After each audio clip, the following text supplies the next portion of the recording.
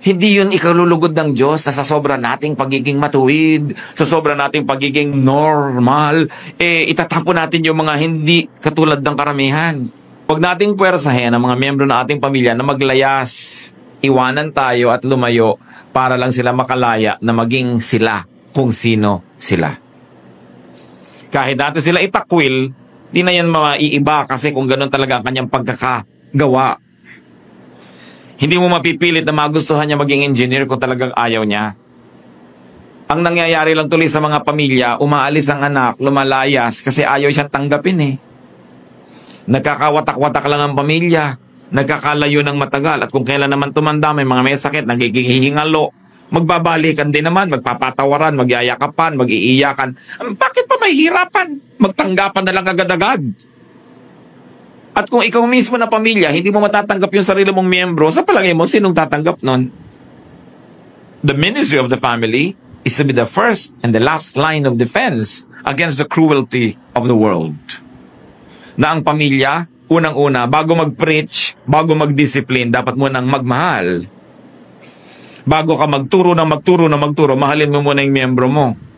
Kasi kung hindi mo mahal, bakit ka nagtuturo? Walang karapatang magturo ang hindi nagmamahal. Sapagkat ang pagtutuwid, ang pagtuturo ay dahil lang sa pagmamahal. Ngayon, kung hindi mo minamahal, preach ka pa ng preach dyan, lalayasan ka talaga. Madaling sabihin kasi nung mga nandun sa average, sa kamukha ng marami, nasa majority, tawagin mong normal. Kasi yung normal naman, ibig sabihin lang norm, ibig sabihin yun ng majority.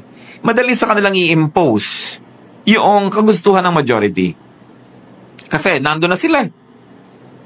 Madaling sabihin sa mahal mo sa isang pamilya ng mga matatalino, kailangan honor kayong lahat. Paano kung meron kayong isang anak na hindi talaga academically gifted?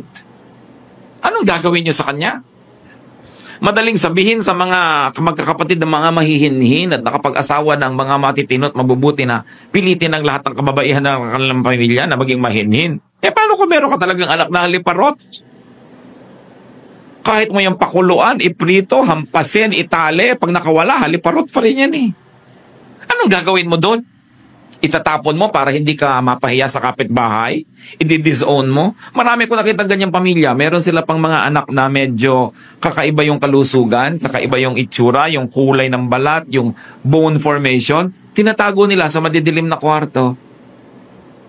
Meron ako mga ganong mga kilala, itinago hanggang namatay yung isang kapatid. Hindi lang isa, several.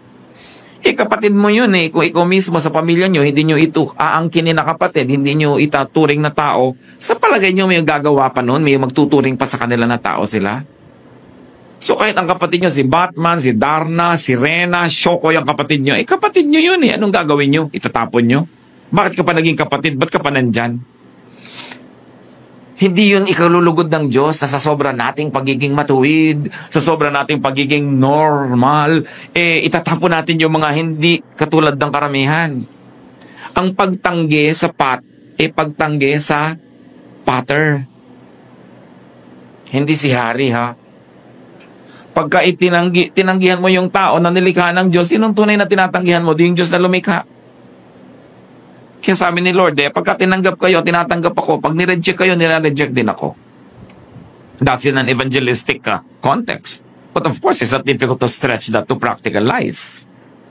Pagka meron kang anak at pinadala mo sa isang lugar at tinanggihan doon, di ba ikaw sumasama ang loob?